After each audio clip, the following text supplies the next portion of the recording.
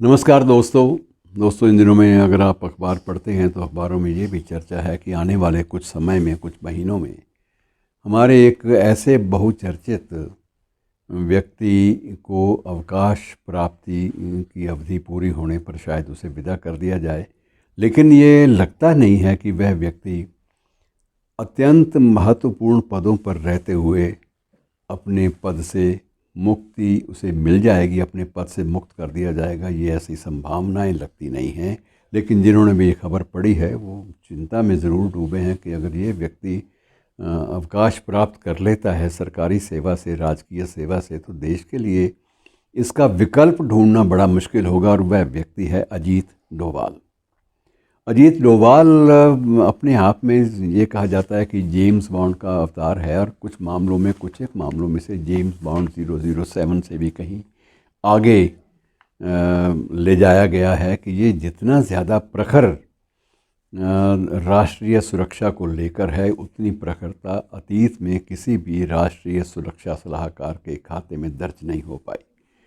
और मित्रों, इसकी एक तो बातें करके आप अंदाज़ा लगा सकते हैं कि ये व्यक्ति कितना महत्वपूर्ण है, कि जिन दिनों मुझे जो याद हैं चीज़ें मैं वही आपसे प्रस्तुत करूंगा। कि एक बार इसे सौंपा गया कार्यभार की स्वर्ण मंदिर के अंदर, जिन दिनों में आतंकवाद का बोलबाला था, कि वहाँ प्रवेश करके अनुमान तो लगे कि अंदर क्या सुरक्षा व्यवस्था है, कितने हथियार हैं और कितने नहीं हैं। तो ये अनुमान लगे तो सरकार कोई सोचे किसी बात के लिए।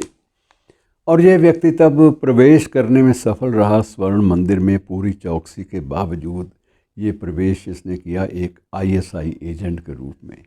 इसने वहाँ स्थित गुटों को, आतंकवादी गुटों को भी ये विश्वास दिला दिया कि मैं आईएसआई का ही एजेंट हूँ और मुझे मेरी ड्यूटी लगी है कि मैं आपसे पूछूँ, आपका मोर्चाबंदी आपकी देखूँ और उसके अनुसार मैं रिपोर्ट करूँ। जो आपको और हथियार चाहिए सुरक्षा के या और कुछ सुझाव चाहिए तो मैं आपको दे सकूं।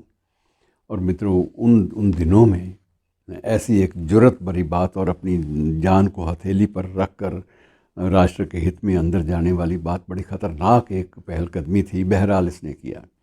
और कभी कभी ऐसा भी हुआ कि पाकिस्तान में भी ये एक गुप्तचर के रूप में जब रहा तो कुछ महीनों तक निरंतर इसने रिक्शा चलाई, और कुछ महीनों तक निरंतर ये मोची का भी काम करता रहा, जूते सिलाई काम करता रहा।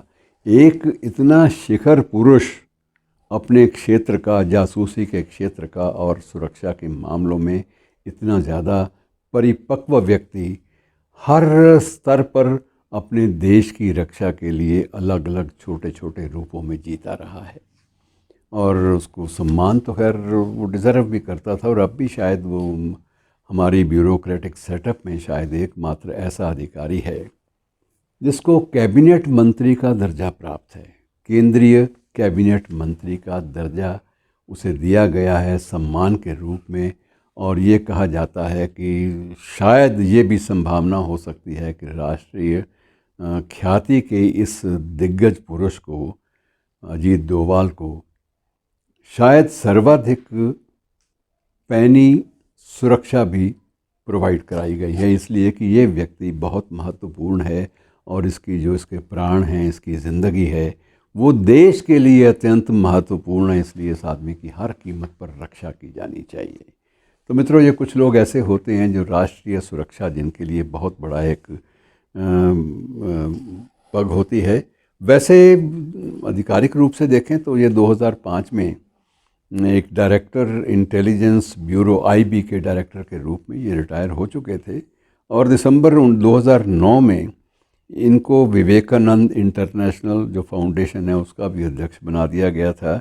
लेकिन डोभाल को राष्ट्रीय सुरक्षा के मामलों से कभी भी अलग नहीं रखा गया। सरकारी कागजात चलते रहते हैं, सरकारी दायित्व जो है उनकी भी सीमाएं होती हैं, लेकिन उन दायित्वों से ऊपर रहकर भी सरकारों के लिए यह व्यक्ति इतना महत्वपूर्ण बना रहा कि अगर राष्ट्र की सुरक्षा में कोई व्यक्ति महत्वपूर्ण भूमिका निभा सकता है तो वो अजीत डोभाल है। और इसलिए इसकी कोई उपेक्षा करने का सवाल ही नहीं है। और दूसरी बात ये भी है मित्रों कि अजीत डोभाल जो भी काम करते हैं वो बड़े विनम्र, शालीन और पर्दे में रहकर करते हैं। उन्हें दिखावा ज़्यादा पसंद नहीं है, इसलिए भी ये माना जाता है कि ये व्यक्ति जो बिल्कुल लो प्रोफाइल पे रहकर वो बिल्कुल अपने तबके से, अपनी सीमाओं से, अपने ब्रीफ से बाहर ना जाकर जो व्यक्ति कार्य कर सकता है देश के लिए, उस व्यक्ति का होना जो है हमारे लिए कितना ज़रूरी है, कितना आवश्यक है।